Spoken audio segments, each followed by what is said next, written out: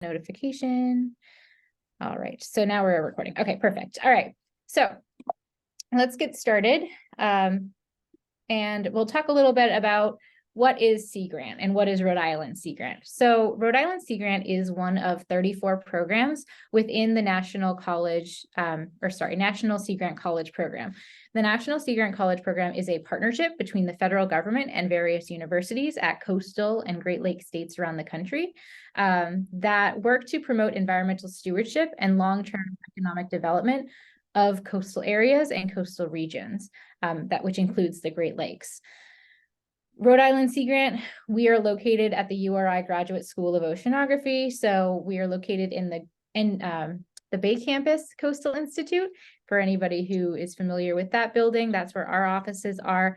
And we work with the University of Rhode Island. We're partners with URI, but we serve the entire state, right? So this opportunity is actually open to any graduate students that are, meet the eligibility requirements at any institution of higher learning within Rhode Island. So while we live at URI and we use our URI for kind of our administrative things, we work across the state and with researchers and students from universities and colleges around Rhode Island. So we're not just a one-stop shop for URI.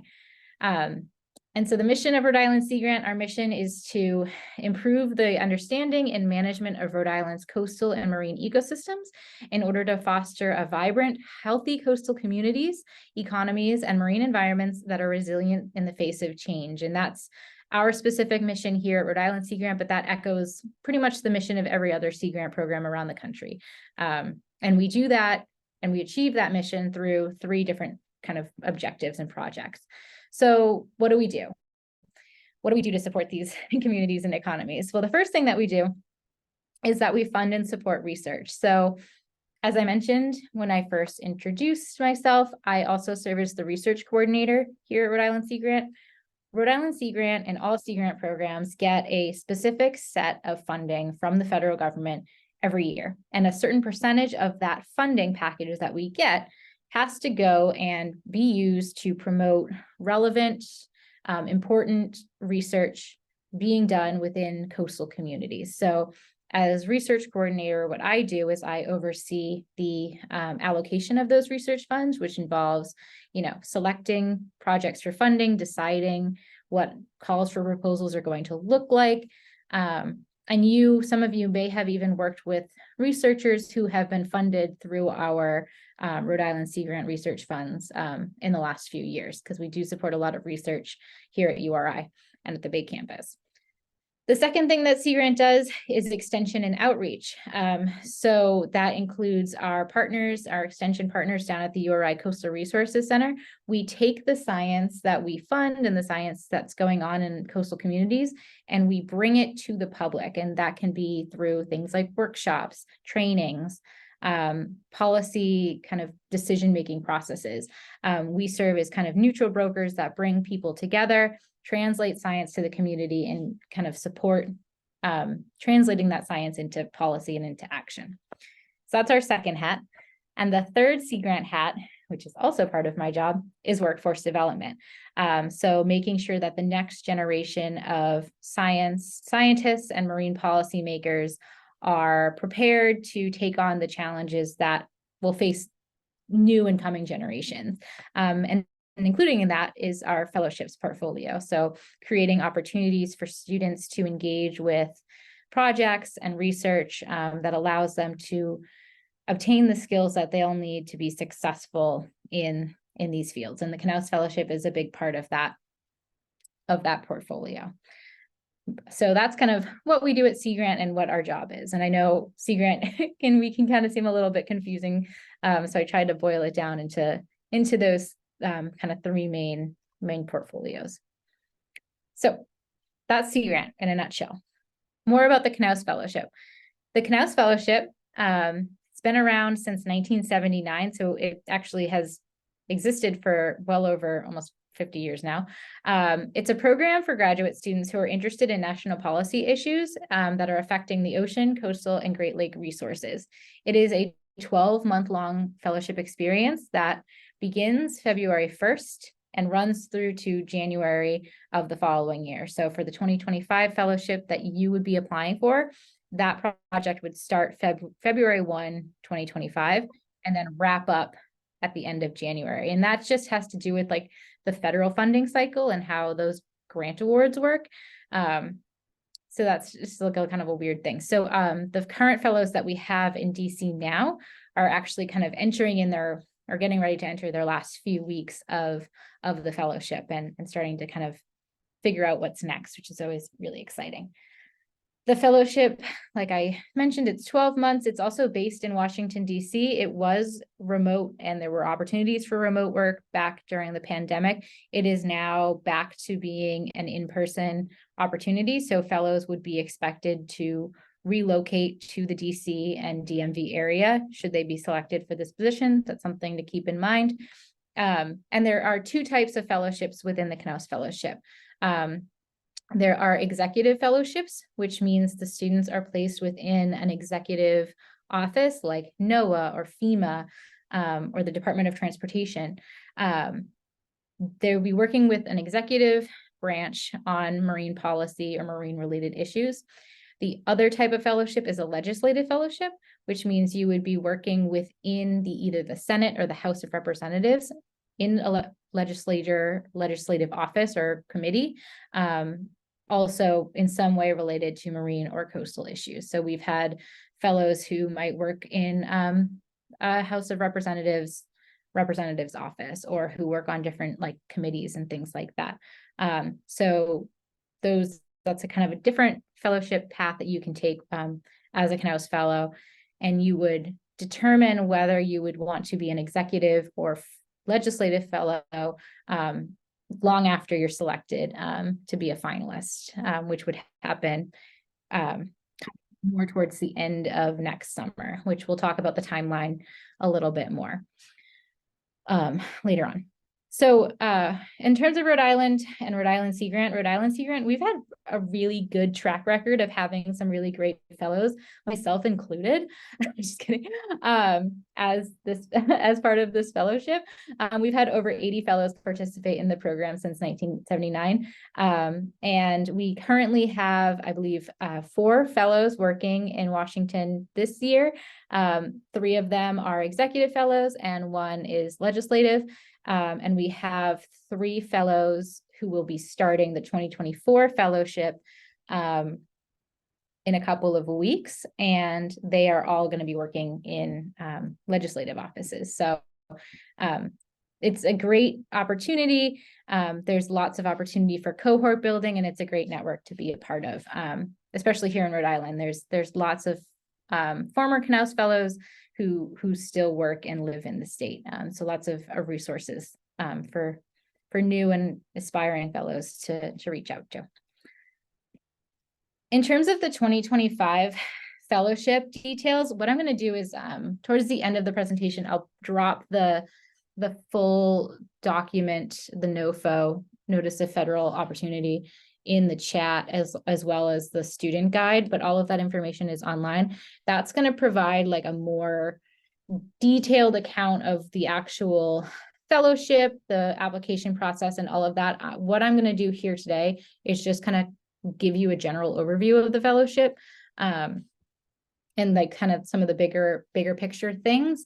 But if you want more information, there's lots of resources online that you can go to find that information out, and you can always ask me as well, and I'll share that with you later on. But big picture for the 2025 fellowship.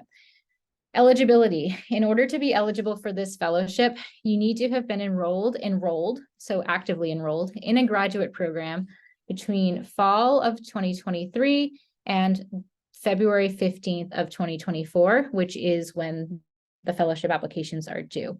Note that means that you have to have been a student, enrolled as a student during that time. It does not mean that you have had to have graduated during that time. It is possible for you to have, or to still be pursuing a PhD or an advanced degree and still do the fellowship. And if you have questions about that, we can talk about it later. You just, in order to be eligible, have to be enrolled within a graduate program during that window. Graduate degrees must be awarded through an accredited institution of higher learning in the state that you are applying for.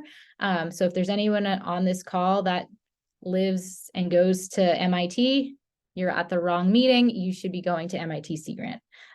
So it doesn't matter if you're from Rhode Island, if you go to school in a different state, that's the state that you would be applying to. So hopefully everybody on this call is a student currently in Rhode Island, because you'll be applying through Rhode Island Sea Grant. And the third eligibility requirement, this is kind of obvious. You have to have an interest in ocean, coastal, and Great Lakes policy and resource use, because that's what you will be doing as a fellow. So don't waste your time by doing a fellowship that you have no interest in, because you probably won't get in anyway. Again, the fellowship would begin February 1st of 2025. And both US and non-US citizens are eligible to apply. There are some restrictions for non-US citizens about what placements you can have. Some are not open to non-citizens, but you're welcome to apply, and there are still plenty of placements that you can take advantage of. Another note to keep in mind, I guess, is that all applicants and who are selected as finalists must be able to pass a background security check. The level of that security check and background check depends on where you will be placed should you become a fellow. So for example, the State Department has much higher background check requirements than like FEMA. So just something to keep in mind as you're thinking about what types of placements you'd like to have. If you're a hardened criminal, you might not be able to get a job at the State Department, but so something to keep in mind. The breakdown of the award. So the total value of the award for 2025 is $93,900. And I am going to put that with a very big asterisk. And I think that this is something that the national office isn't necessarily very transparent about, but I want to make sure it's very clear to you. The total value of the award is $93,900. Yes, but it's broken down in a very specific way. And what types of funds that you have access to is very dependent on your situation and your placement. So that $93,000 is broken down the following ways.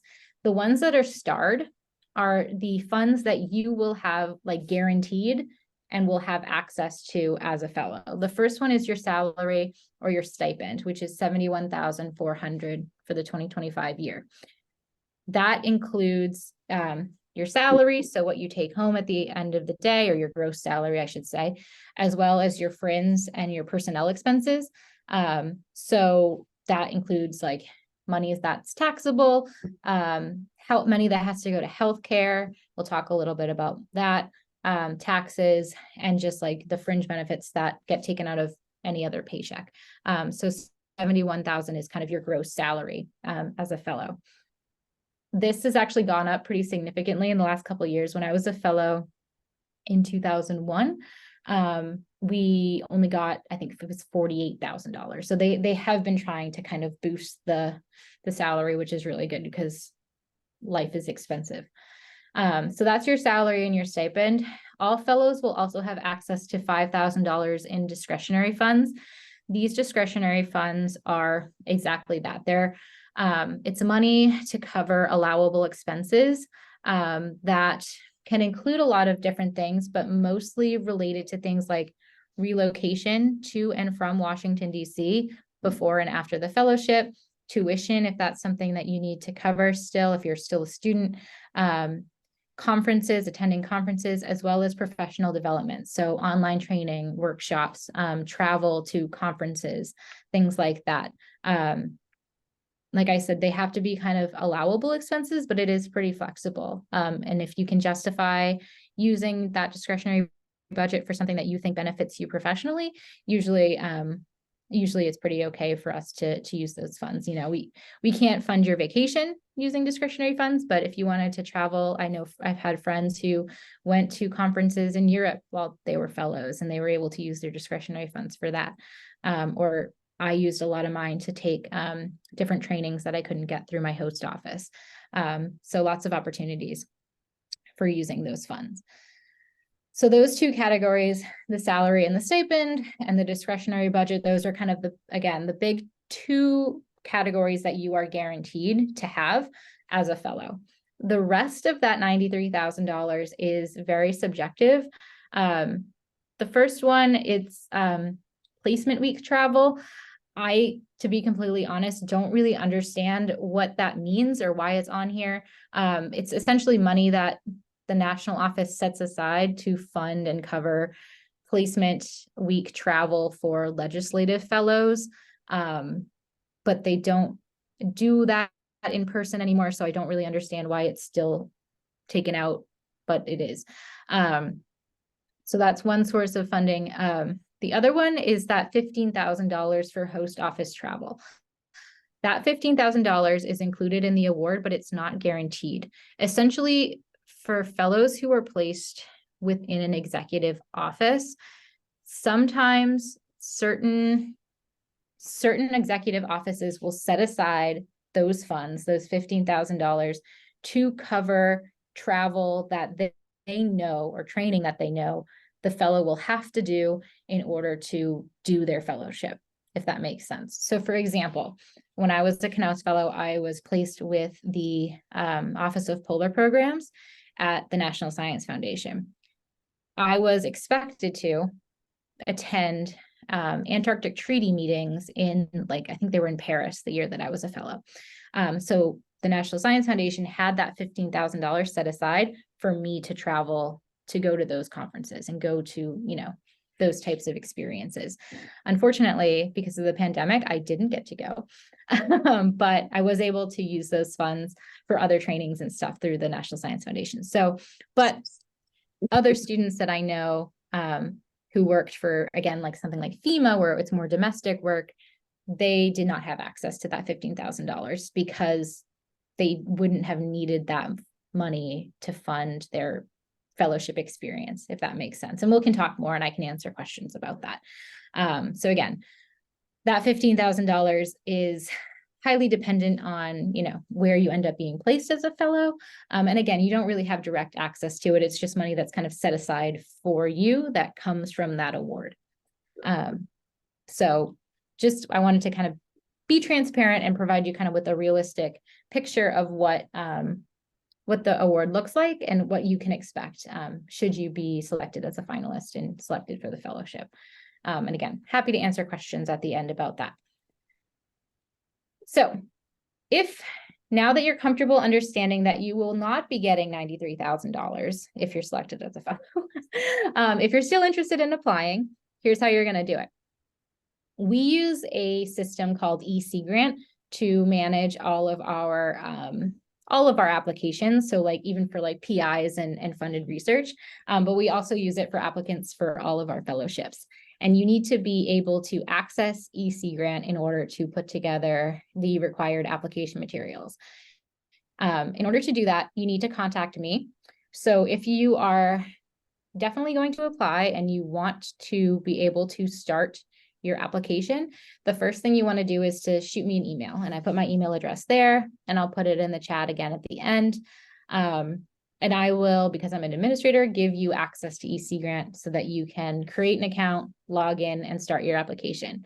And then you can begin to compile your application materials. The earlier that you do this, the better.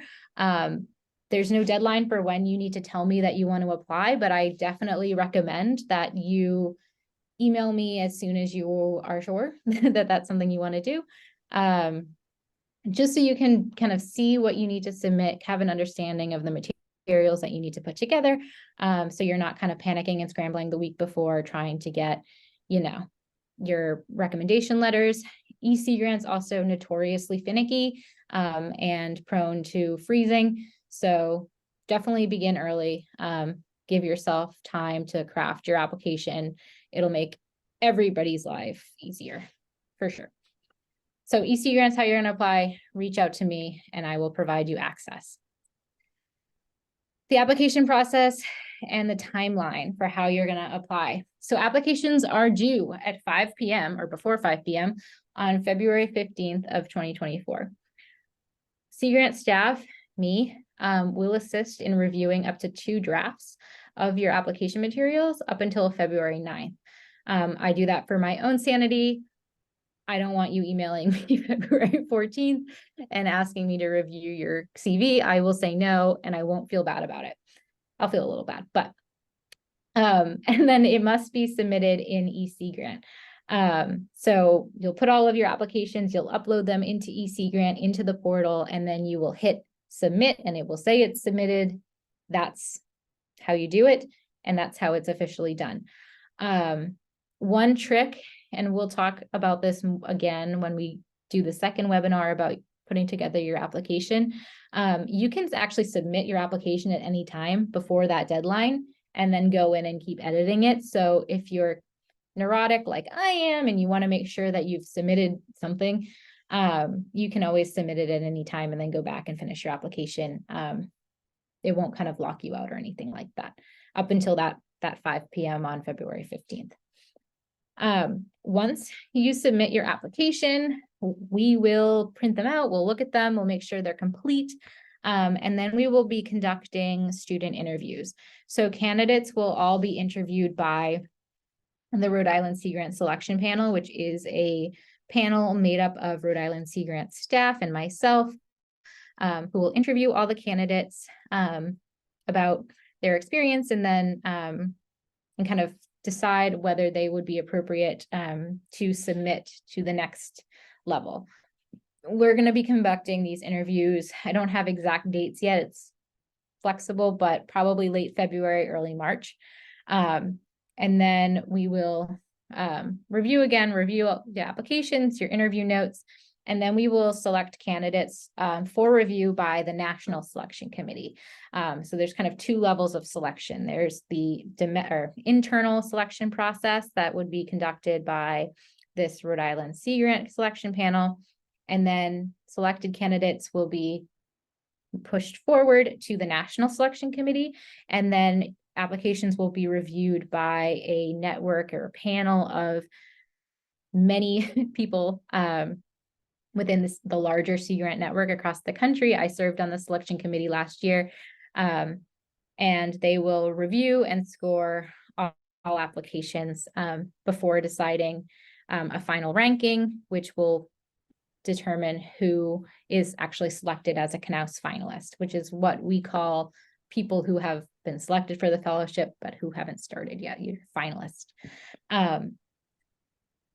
With the internal selection process by Rhode Island Sea Grant. So, and I'm saying this because I saw in the results from the survey for the registration that I think like 11 or 12 of you have said that you definitely want to apply. Rhode Island Sea Grant, each state program can submit up to 6 applicants. So just something to keep in mind. And we will notify students probably mid-March. I said like around March 11th, if your application was selected and if your application is being forwarded to that National Selection Committee. Again, that's kind of the rules that the National Sea Grant Office puts in place to limit how many students' applications they have to review. So again, the timeline, you'll submit your application, we'll conduct internal interviews, and we will notify you whether or not your application is going to be submitted. After that, it's out of our hands. It goes to the national review process. They conduct all of their reviews, they do the ranking, and they select the finalists and then inform us if our students have been selected. And that selection process, I didn't know if it was on the next slide. It kind of depends, and it's the federal government, so things sometimes take longer than you'd think. But usually they will notify students if they have been selected as finalists by like mid to late June is usually the timeline. And then again, the fellowship would start the next February. So you'd have that kind of June to February time period before the fellowship starts, where you're technically a finalist. In terms of application components, again, we're going to have a whole webinar in a couple weeks about crafting your application, and I'm hopefully going to have a current or former fellow joining us to talk about their experience. But I am just going to go over the kind of main parts that you're going to need. Again, all of this stuff is much more detailed in the actual funding opportunity and through that Inside Sea Grant website, which you all should be able to access. But these are the main application parts that you're going to have to put together. The first is a CV or a curriculum vitae. It's not to exceed 2 pages, so it's got to be pretty short. And you're actually not allowed to include any personal contact information, which makes it a little different than a normal CV. That's just to make sure that the reviews are blinded. There's no PII or personally identifying information on there. So just something to keep in mind. If you did submit some, I would have to redact it anyway. So just make sure that you don't include any of that information in your CV when you submit. Your personal education and career development, or the project narrative, essentially, which is less than or equal to 1,530 words, which is kind of specific. And there's 3 parts to that personal statement. There's an icebreaker component, a career path and objectives, and a career path experience section. And both of those sections are broken down into 3 separate prompts each, which altogether would have to kind of fit within that 1,500 or so words requirement. You also have to have a section about relevant coursework and future plans. That's just a 1-page, single-space document outlining courses that you've taken that you think are relevant to your career goals and would make you kind of a successful fellow, as well as your future plans. This is a fun section. I think it's one of the few sections where you can really let your personality shine a little bit. Basically, like I said, if you were selected as a fellow, you'd have this period from June to February. And they kind of want to know what you plan to do with that, 6 to 8 months. Like, are you gonna just loaf around on the couch for 8 months, which many people probably would do. But they want to make sure that you're actually pursuing things and staying active and trying to better yourself during that period. So that's kind of the purpose of that section. You also need 2 letters of recommendation that need to be submitted. That includes one from your faculty member or your major advisor, somebody who works closely with you on your research or in your academic career. And then one can be another professional reference. We can talk more if you have questions about who would make a good person to write a recommendation, but one of them has to be from a major professor. And then you also need to include your graduate and undergraduate transcripts. I remember when I was applying for the fellowship, I was like, in my undergrad transcript, that was like 25 years ago. You still need to include it. And it's okay if it's an unofficial transcript. Both of them can be unofficial. That's fine. They just need to be submitted for review. And the transcripts, they used to be scored as part of your application process. That's no longer the case. They do still require them to be submitted. I don't honestly know why. I think it's more just to make sure that you are still eligible for the fellowship and that you've taken the courses that you have stated that you've taken and the experiences that you've had. So those are the major application components. And again, at the next webinar, we'll talk a lot more about like how each part is scored and what to put into each part. But for now, this is kind of what you need to think about putting together over the next few months if you're going to apply. Okay, I told you we would do this within an hour. So here are your next steps. You're going to contact me. Don't use that email address because I spelled it wrong. But I'll put my actual email address in the chat. So contact me and I will I'll help you to determine your eligibility if you're unsure if you're eligible for the fellowship. I will also give you access to EC Grant. When you email me, just be sure, just to make it easier and faster, send me, your full name, your email address, and the best phone number to reach you, because I will be putting all of that into EC Grant to help create your profile. I also encourage all of you to check out the Inside Sea Grant website for prospective Knauss Fellows. That, like I mentioned before, you'll have the full application guide, and you'll have access to all of the scoring criteria. So you'll know that like your icebreaker is only worth 5 points, whereas your CV is worth 10 points. All of that's broken down within that document. I also encourage you to attend any webinars that are held by the National Sea Grant Office. They have really great resources. I don't know if they're actually really hosting any webinars live for this 2025 opportunity, but I know that they do have some pre-recorded webinars and stuff online. Again, that's on that Inside Sea Grant website, and it's super helpful.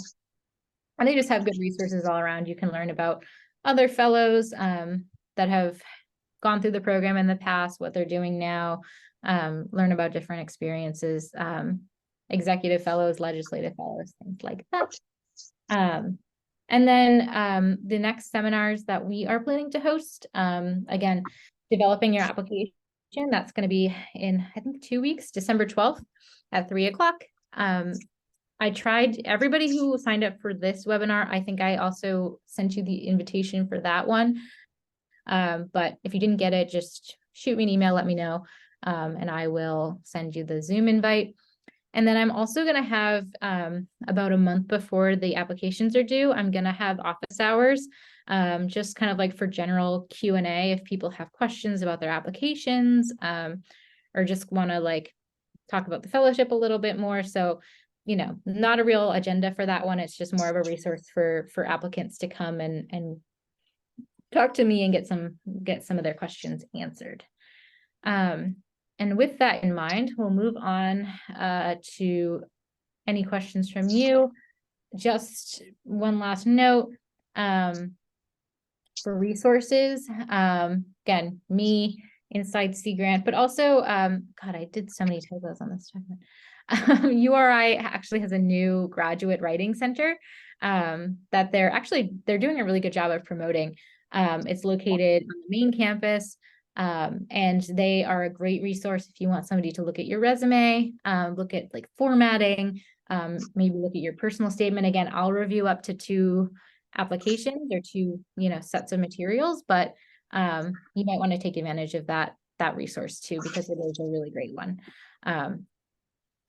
Yes, and as Diana put in the chat, there's also the Office of Professional Development, and they do similar work. They'll help you craft your CV and kind of maybe prepare you for interviews, stuff like that. So again, lots of good resources on campus. So definitely take advantage of them because they are there for you. Okay, so that's my spiel. Does anybody have questions for me about the fellowship opportunity, about the application process, about like anything? I'm an open book, so feel free. You can either raise your hand or put it in the chat, whatever is easiest. Rafid.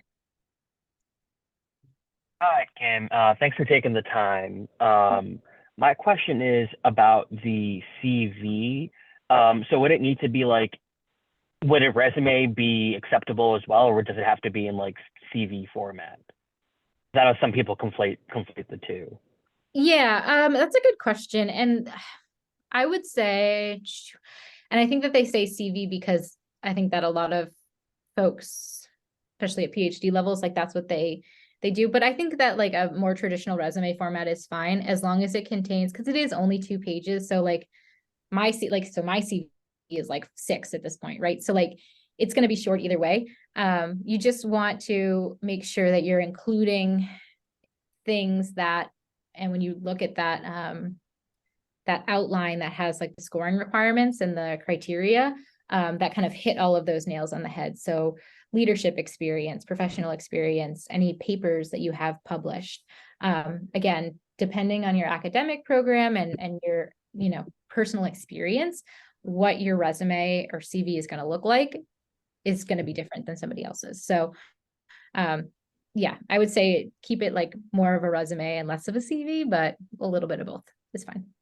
Does that answer your question? Sounds good. And then, yes, definitely. And to clarify, so we wouldn't put our names on it either. It would just be like, we'll just start with the things you've done. You want to put your name, just don't, so it's not a resume where you would have like, here's my email address and my phone number, and my mailing address, like you would just have your name at the top. Because it's part of your Got it. application. Okay. So it's still tied to you, but Sure. they don't want any Yeah. identifying and like contact information.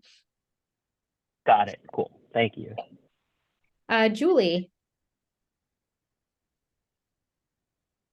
Yeah, thanks for the awesome info.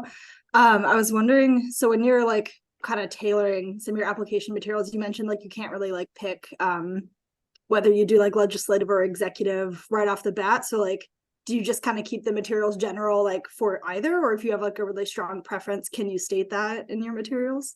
That's a really good question. And it's another thing that's kind of changed over the last few years. They used to be okay with that. And then in the last few years, they've really tried to tell people not to do that. Just because because you're going to be getting reviewed by different types of folks with different experiences at the national level. And they don't want them to be swayed in any sort of way based on what you're saying. So definitely, so do not say, I want to be an executive fellow. You can say things like, I would love this experience because I want to get more experience in how government translates science into policy, which is executive. You know what I mean? Or stuff like that. So yeah, just the way you say things. But yeah, as far as like outright saying what you prefer, they prefer you not to do that. But that's a good question. Diana. Yeah, I just had a question about the salary amount. Do you know how much, do you have an estimate for how much Rhode Island is going to be taking from the 2025? You know what? I don't actually. And that is something that we do calculate, and I probably could have done it ahead of time for this. But they'll take out federal and then Rhode Island state tax. So you could, if you wanted to, take that number and plug it into like a paycheck calculator. And then that would give you kind of a rough estimate. And then it'll also take out like, your typical Medicaid, Medicare, Social Security, that kind of stuff. Yeah. So it's getting a little bit into the weeds. So the way that this fellowship works is that you are hired and paid as technically an employee of URI. So you might be living in Virginia and working in Virginia, but you're only going to be paying Rhode Island state tax because that's like the institution that's paying you. So that's just something to kind of keep in mind. Yeah, that helps. Thank you. Yeah, of course. One other thing to note, and again, this gets a little bit into the weeds and I don't want you to put the cart before the horse, but that's 71,000. Of course, I can't go back and now it's gone. That $71,000 does not include health benefits, which is unfortunate. And it's just kind of the crappy way that it is. But you would have to pay out of pocket for like health insurance. And so if you are selected as a fellow, that's something that, you and I can talk about. We can talk about strategies, ways that you can do that. But just something to keep in mind, because that is a big expense that a lot of students don't necessarily consider when they're first applying. So just something to keep in mind. Any other questions for me? Yeah, Danielle. Hi, Kim. Thanks so much for hosting this. Really appreciate it. I was just wondering, from that reviewer lens, what you started kind of notice in applications that have really like spoke to you or stood out for you as a reviewer. Yeah, I mean, one of the things that's great and kind of annoying about the national process is that there's so many diverse people reviewing applications. So everyone's going to come to the review table with like a different perspective and like what they're looking for. So you never know. So there were definitely applications that I did not like that ended up scoring really highly. For me, what I would look for, also just as like a previous fellow, is being able to communicate clearly and like convey your ideas, especially within that like short period. or like limit effectively.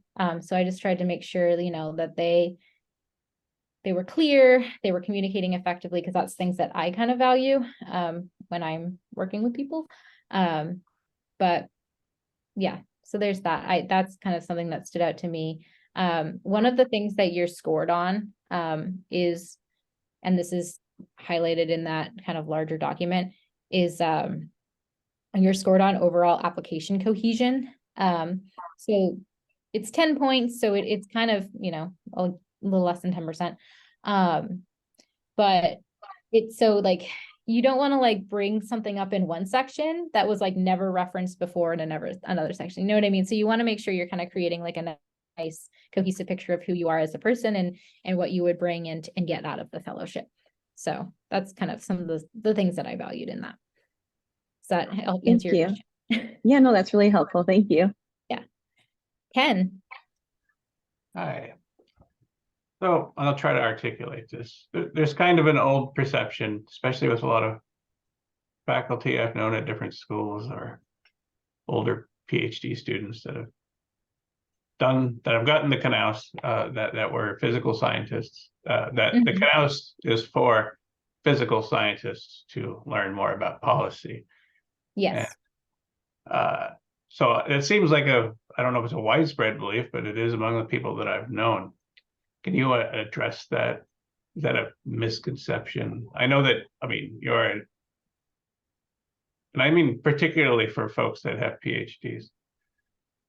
Yeah, so I think that, and it's not incorrect. I mean, Knauss has always been seen as a way to get scientists, like quantitative, field scientists, into policy jobs. Kind of like AAAS is very similar in that regard too, as like a career change. I do think now, like in the last 10 years, maybe longer, because of the kind of growth of programs like Marine Affairs, MESM, and different types of like policy-based programs, that isn't necessarily the case anymore. But I do think a lot of the students who do apply do have those kind of hard science backgrounds. But I think that the reviewers and the executive, or either hosts, honestly, do kind of start to value those applicants who kind of come from different backgrounds and with like a different set of skills, because they don't have to like teach them as much, you know what I mean? Like they're not coming in with like no experience in how policy works. So, or how to like actually talk to people in a way that makes sense. So I think that the hosts are starting to appreciate students from more like, I guess when I say less traditional scientific backgrounds. And it, like the tide is kind of slowly starting to change in that direction. But I think there's always going to be that presence of, pure, I don't want to say pure sciences, because that's a terrible phrase, but field technical scientists kind of coming in and hoping for the professional experience to transition into policy, because that's what it was originally created for. Does that make sense? So I'm not wrong there. So I guess that makes me wonder if people like myself who, well, I was a physical scientist, now I'm a social scientist, am I at some kind of disadvantage? No, I don't think so. Because I mean, the whole point of the application and like what you're trying to do is to prove that you have skills that are valuable to them, and that they have, or that they can give you experience and skills that are valuable to your career. So like, I think, having a combination of social and hard science is like ideal, right? Because you have both sets of skills that you can bring to the table. You know what I mean?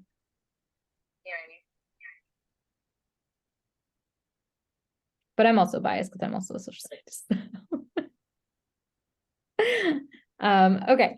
Any other questions? And while we're doing that, I'm trying to find the actual NOFO. Rafid, you have your hand up. I'll let you go. Thank you. I have a question along the lines of letters of recommendation. You'd mentioned that one of them needs to be like a professor from like that we're taking a class with. my relationship with my thesis advisor isn't bad, but she just doesn't know me as well as, say, like my program director. And then there's another professor that I take class with who's a former Knauss fellow who offered to write my recommendation for me. From your perspective, do you think, I guess, who's the best kind of person to ask? Someone that, like, I don't think I'd want to ask my thesis advisors because she doesn't know me that well, but between like my program director who knows me well, has written me good letters of recommendation in the past, or this other professor who knows me pretty well but has a Knauss background himself, but doesn't know me as well as my program director, and a TA for this other professor as well. So I want to correct you there, because you do, so that academic reference has to be your major professor. So it has to be your thesis advisor. Yeah, sorry if that wasn't clear.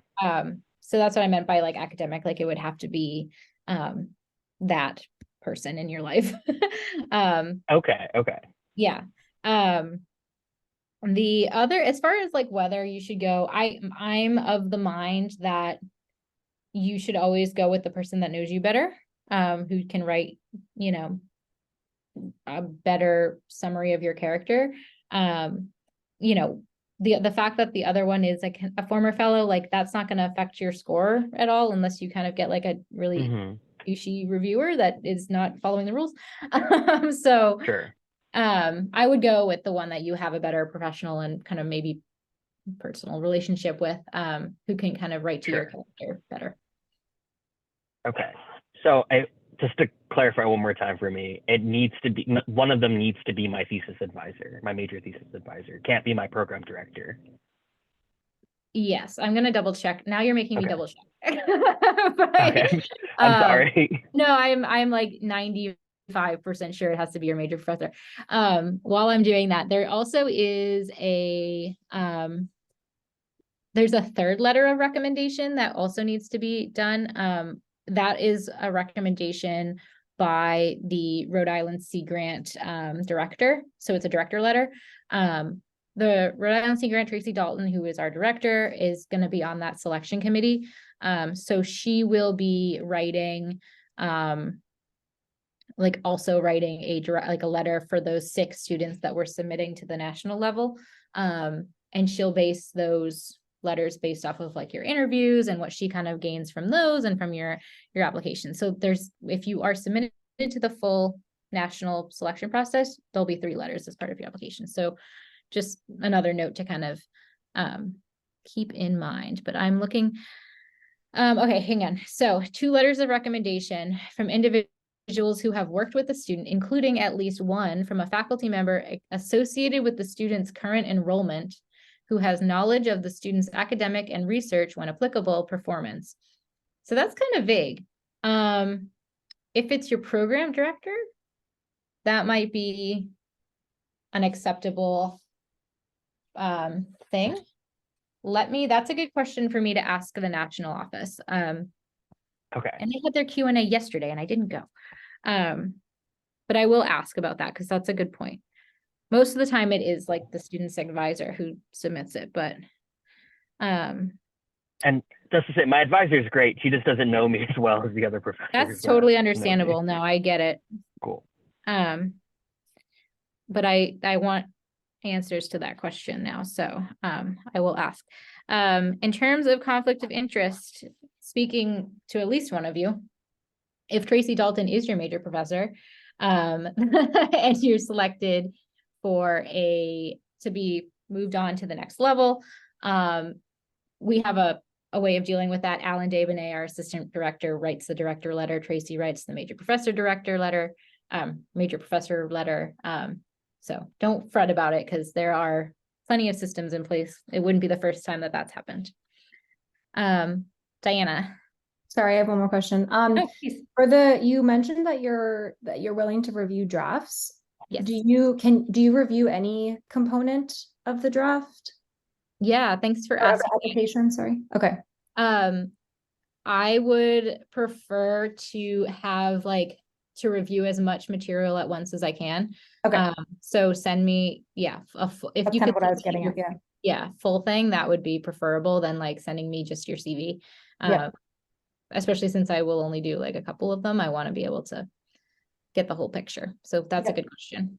Okay. And then do you prefer like to make, I mean, imagine you're going to get quite a few of these. Do you want people to, you know, make kind of like a deadline to send you, or is it kind of just send them when they're ready and then you'll get back to us? Yeah, the way it's worked in the past, this is like my second year running this process. Last year, what I did, yeah, I would have the student email me and then I would tell them, you know, based on what I've got going on, like I'll get back to you by the end of the week, that kind of thing.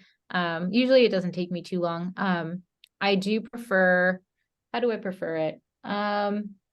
In terms of formatting, yeah, Word, or maybe even Google Drive would work, as long as I can like kind of make edits and comments and stuff. That's useful. Yeah. Okay. One other thing to note with that, and I'm glad you brought it up because it reminded me, I'll review up to 2 drafts, but we are not allowed to copy edit. So I can't actually, your paper could be riddled with grammatical errors and I cannot say anything about them. Yeah. So I can only comment on like content and like, you know, that kind of thing. So again, another plug for like the writing center. Writing center. Yeah. Yeah, because like, yeah, that was, we used to be able to do that and we would copy edit applications and then they kind of caught on that people were doing that. And so they stopped us from doing, which makes sense when you think about it, but yeah.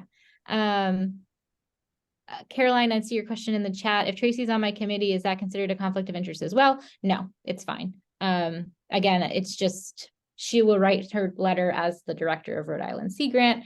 And it's a kind of almost an added bonus because she has like an additional relationship with you, but not a conflict of interest. Alex. Kim, thank you so much for hosting this. I was just wondering, to clarify the part about being enrolled between fall of 2023 and February 15th, do you have to be enrolled for that entire period? Or if you graduate in December, are you still okay? You are fine to apply. You just have to be enrolled at any point within that window. Perfect. Thank you so much. Yep, you're good. I know all of these weird rules and like language that it's all very technical so that it's vague in first.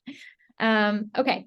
Any other questions? We're almost at 4 o'clock, so I don't want to keep anybody too long, but I'm here. So if you have any other questions or want to follow up, I also, if you have any questions about the fellowship too, like I said, I was a fellow, I was virtual back in 2021, but I can speak to my experience if you have any questions about that as well.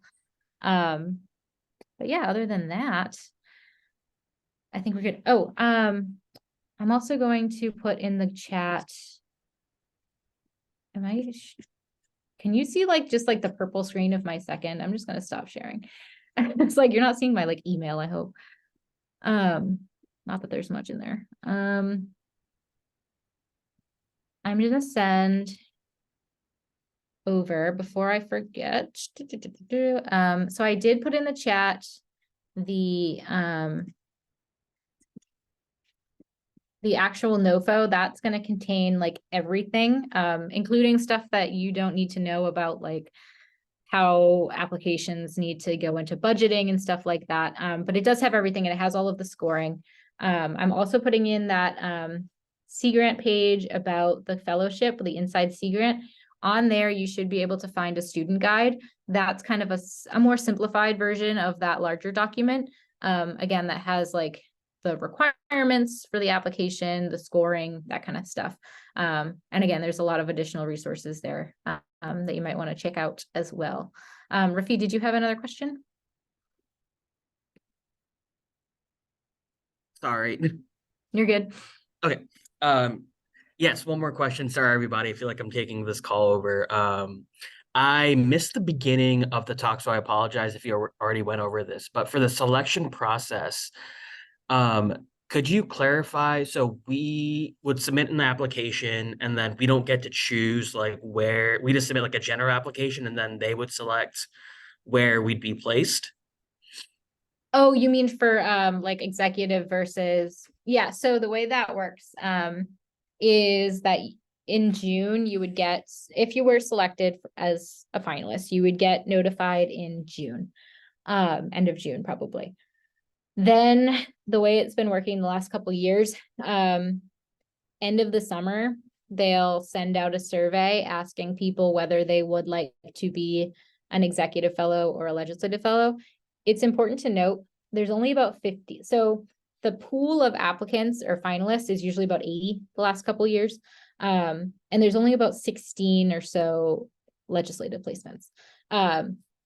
So they'll send out like a survey asking people which placement they would prefer.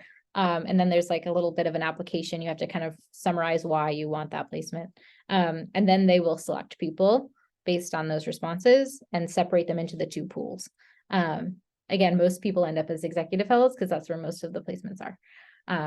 But so that process takes place after you are chosen as a finalist.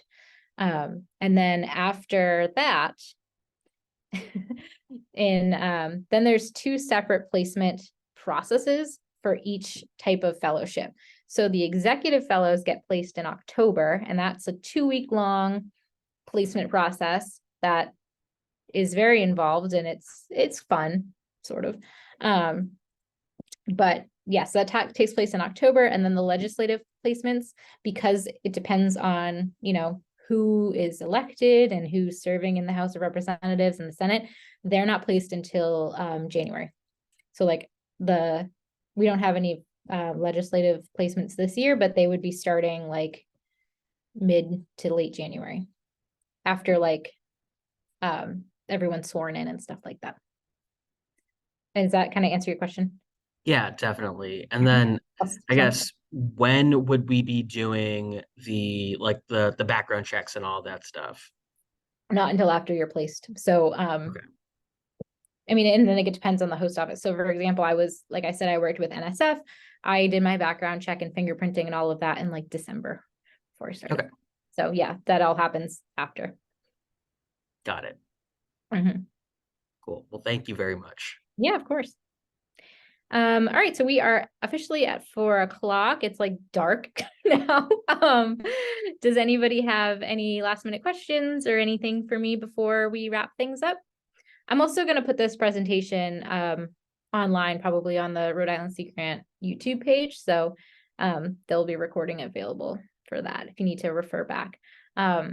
Also, feel free to send me an email if you have any questions. Honestly, don't be afraid to ask, because it's better to ask than not know.